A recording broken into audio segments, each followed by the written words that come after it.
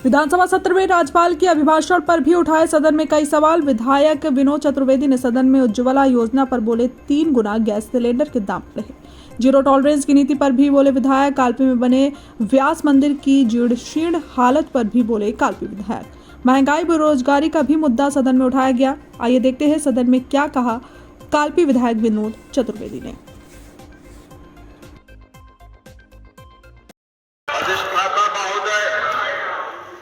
राज्यपाल महोदया के अभिभाषण पर माननीय लालजी वर्मा के संशोधन पर बोलने के लिए आपने जो समय दिया, मैं आपका हृदय से आभार व्यक्त करता हूं। माननीय राज्यपाल महोदय का अभिभाषण उन बातों के लिए याद किया जाएगा जिनका उसमें उल्लेख नहीं है। उन्होंने ये कहा कि सरकार अपराधों के मामले में जीरो टॉलरेंस में है, लेकिन अगर आप देखें तो पूरे उत्तर प्रदेश में बड़ी बड़ी घटनाएं हो रही हैं जो ये प्रमाणित करती है कि इसमें जो लिखा है वो बिल्कुल असत्य है। दूसरा, उन्होंने बार बार जुमलों का प्रयोग किया, बार बार ये कहा कि ये प्रदेश बहुत ही ऊंचाइयों पर जा रहा है। हमको भी बहुत समय हो गया राजनीति में और इस सदन में 2 बार आए। हम लोग जो जाते हैं क्षेत्र में तो जो हालत पहले थी आज भी है। आपने ये कहा कि हमने उज्ज्वला गैस कनेक्शन दिए 1 करोड़।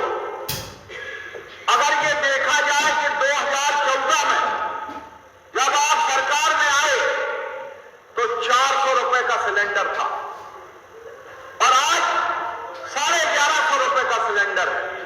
अगर आपने एक बार दे भी दिया तो उस गरीब का चूल्हा कैसे गर्म होगा? 3 गुना गैस सिलेंडर में रेट बढ़े।